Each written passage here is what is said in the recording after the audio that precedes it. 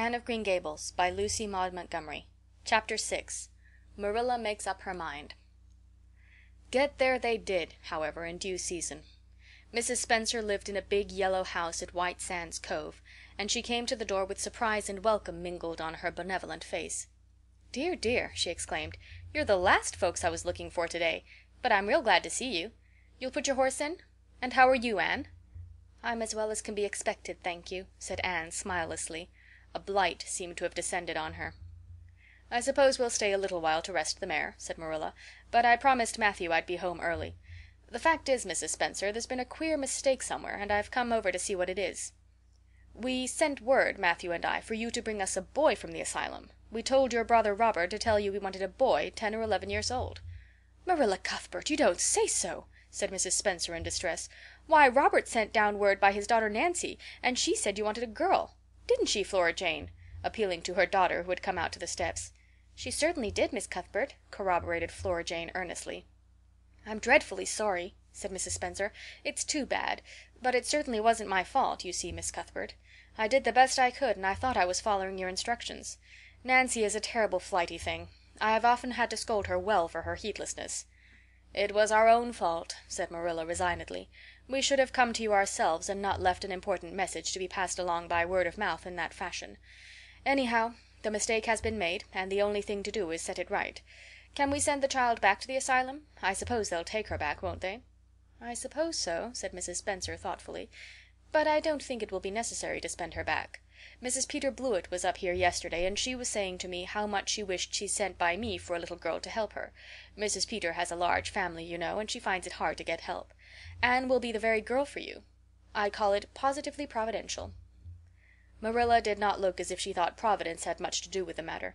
Here was an unexpectedly good chance to get this unwelcome orphan off her hands, and she did not even feel grateful for it.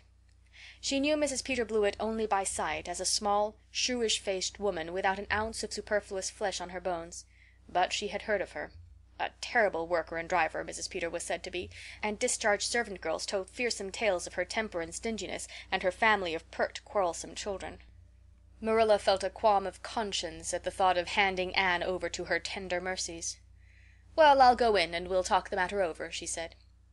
"And if there isn't Mrs. Peter coming up the lane this blessed minute!" exclaimed Mrs. Spencer, bustling her guests through the hall into the parlor, where a deadly chill struck on them as if the air had been strained so long through dark green, closely drawn blinds that it had lost every particle of warmth it had ever possessed. "That is real lucky, for we can settle the matter straight away. Take the armchair, Miss Cuthbert. Anne, you sit here on the ottoman and don't wiggle. Let me take your hats. Flora Jane, go out and put the kettle on. Good afternoon, Mrs. Blewett. We were just saying how fortunate it was you happened along. Let me introduce you two ladies. Mrs. Blewett, Miss Cuthbert. Please excuse me for just a moment. I forgot to tell Flora Jane to take the buns out of the oven." Mrs. Spencer whisked away, after pulling up the blinds. Anne, sitting mutely on the ottoman with her hands clasped tightly in her lap, stared at Mrs. Blewett as one fascinated. Was she to be given into the keeping of this sharp-faced, sharp-eyed woman? She felt a lump coming up in her throat, and her eyes smarted painfully. She was beginning to be afraid she couldn't keep back the tears when Mrs. Spencer returned, flushed and beaming, quite capable of taking any and every difficulty, physical, mental, or spiritual, into consideration and settling it out of hand. "It seems there's been a mistake about this little girl, Mrs. Blewett," she said. "I was under the impression that Mr. and Miss Cuthbert wanted a little girl to adopt. I was certainly told so. But it seems it was a boy they wanted. So if you're still of the same mind you were yesterday, I think she'll be just the thing for you." Mrs. Blewett darted her eyes over Anne from head to foot. "How old are you, and what's your name?" she demanded. "Anne Shirley," faltered the shrinking child, not daring to make any stipulations regarding the spelling thereof. "And I'm 11 years old." "Humph! You don't look as if there was much to you. But you're wiry. I don't know but the wiry ones are the best after all. Well, if I take you, you'll have to be a good girl, you know. Good and smart and respectful. I'll expect you to earn your keep, and no mistake about that. Yes, I suppose I might as well take her off your hands, Miss Cuthbert. The baby's awful fractious, and I'm clean worn out attending to him. If you like, I can take her home right now." Marilla looked at Anne and softened at the sight of the child's pale face with its look of mute misery. The misery of a helpless little creature who finds itself once more caught in the trap from which it had escaped. Marilla felt an uncomfortable conviction that if she denied the appeal of that look it would haunt her to her dying day. Moreover, she did not fancy Mrs. Blewett. To hand a sensitive, high-strung child over to such a woman— No, she could not take the responsibility of doing that. "Well, I don't know," she said slowly. "I didn't say that Matthew and I had absolutely decided that we wouldn't keep her. In fact, I may say that Matthew is disposed to keep her. I just came over to find out how the mistake had occurred. I think I'd better take her home again and talk it over with Matthew. I feel that I oughtn't decide on anything without consulting him. If we make up our mind not to keep her, we'll bring or send her over to you tomorrow night. If we don't, you may know that she is going to stay with us. Will that suit you, Mrs. Blewett?" "I suppose it will have to," said Mrs. Blewett, ungraciously. During Marilla's speech a sunrise had been dawning on Anne's face. First the look of despair faded out, then came a faint flush of hope. Her eyes grew deep and bright as morning stars. The child was quite transfigured, and a moment later, when Mrs. Spencer and Mrs. Blewett went out in quest of a recipe the latter had come to borrow, she sprang up and flew across the room to Marilla. "Oh, Miss Cuthbert, did you really say that perhaps you would let me stay at Green Gables?" she said in a breathless whisper, as if speaking aloud might shatter the glorious possibility. "Did you really say it? Or did I only imagine that you did?"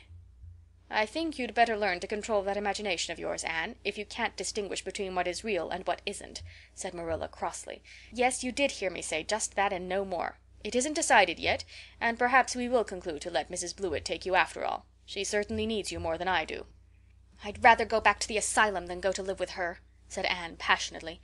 "She looks exactly like a gimlet." Marilla smothered a smile under the conviction that Anne must be reproved for such a speech. "A little girl like you should be ashamed of talking so about a lady and a stranger," she said severely. "Go back and sit down quietly and hold your tongue and behave as a good girl should." "I'll try to do and be anything you want me, if only you'll keep me," said Anne, returning meekly to her ottoman. When they arrived back at Green Gables that evening, Matthew met them in the lane. Marilla from afar had noted him prowling along it and guessed his motive. She was prepared for the relief she read in his face when he saw that she had at least brought Anne back with her. But she said nothing to him relative to the affair until they were both out in the yard behind the barn milking the cows. Then she briefly told him Anne's history and the result of the interview with Mrs. Spencer. "I wouldn't give a dog I liked to that Blewett woman," said Matthew with unusual vim. "I don't fancy her style myself," admitted Marilla. "But it's that or keeping her ourselves, Matthew. And since you seem to want her, I suppose I'm willing, or have to be. I've been thinking over the idea until I've got kind of used to it. It seems a sort of duty. I've never brought up a child, especially a girl, and I dare say I'll make a terrible mess of it. But I'll do my best. So as far as I'm concerned, Matthew, she may stay." Matthew's shy face was a glow of delight. "Well now, I reckoned you'd come to see it in that light, Marilla," he said. "She's such an interesting little thing." "It'd be more to the point if you could say she was a useful little thing," retorted Marilla. "But I'll make it my business to see she's trained to be that. And mind, Matthew, you're not to go interfering with my methods. Perhaps an old maid doesn't know much about bringing up a child, but I guess she knows more than an old bachelor. So you just leave me to manage her. When I fail it'll be time enough to put your oar in." "There, there, Marilla, you can have your own way," said Matthew reassuringly. "Only be as good and kind to her as you can without spoiling her. I kind of think she's one of the sort you can do anything with if only you get her to love you." Marilla sniffed to express her contempt for Matthew's opinions concerning anything feminine, and walked off to the dairy with the pails. "I won't tell her tonight that she can stay," she reflected as she strained the milk into the creamers. "She'd be so excited that she wouldn't sleep a wink. Marilla Cuthbert, you're fairly in for it. Did you ever suppose you'd see the day when you'd be adopting an orphan girl? It's surprising enough, but not so surprising as that Matthew should be at the bottom of it, him that always seemed to have such a mortal dread of little girls. Anyhow, we've decided on the experiment, and goodness only knows what will become of it." End of chapter 6.